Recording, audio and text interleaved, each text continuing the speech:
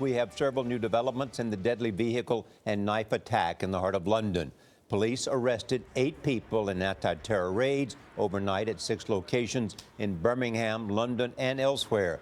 Parliament is back in session after observing a moment of silence this morning for the victims. In all, 4 people are dead, including a policeman and the attacker. 29 people were hospitalized. At least one American tourist is among the injured, a middle-aged man who is in critical condition. ISIS has claimed responsibility. The attacker slammed into pedestrians on the busy Westminster Bridge before crashing into a fence at Parliament.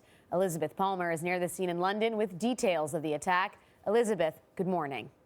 Good morning. Earlier today, this whole area was still a crime scene, but the British authorities are very anxious to get routine back to normal in the city. And a short while ago, they reopened Westminster Bridge, you can see behind me, to traffic. Security camera video shows the car speeding across Westminster Bridge, deliberately mowing down pedestrians. And here, a woman falling into the icy River Thames. She was later rescued. The attacker struck the heart of London. Westminster Bridge is a main artery. The still unnamed driver of the car barreled across it, 4 wheels on the sidewalk, killing 2 people and injuring 29 more before he crashed into the railing around Britain's Parliament. He then ran toward Parliament and repeatedly stabbed a policeman on guard before another officer fatally shot him. Near where he lay, you can clearly see 2 knives on the ground.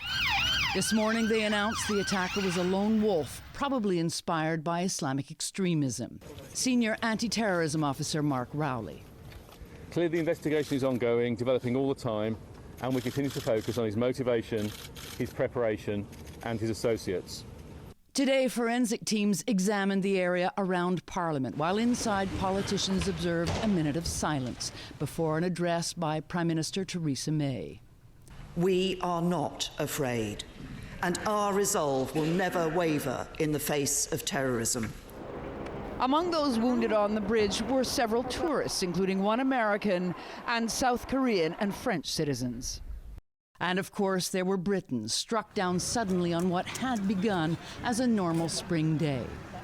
Bobby and Sunita Nagi, tourists from India, saw it all unfold. The first reaction would have been that it's an accident. But when I saw that the guy is continuing ahead, And on the pavement, he's going, it's absolute inhuman. Sunita ran. Bobby started filming.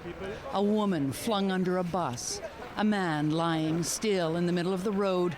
Bystanders too shocked to know what to do. Today, flags across London are flying at half-staff in honor of the dead, including the policeman, Keith Palmer, who died of his stab wounds. London's Mayor, Sadiq Khan, who incidentally is himself a Muslim, has invited everybody in the capital to gather in central London this evening in a gesture of mourning for the dead and also of solidarity. Elizabeth Palmer in London. Thanks, Liz.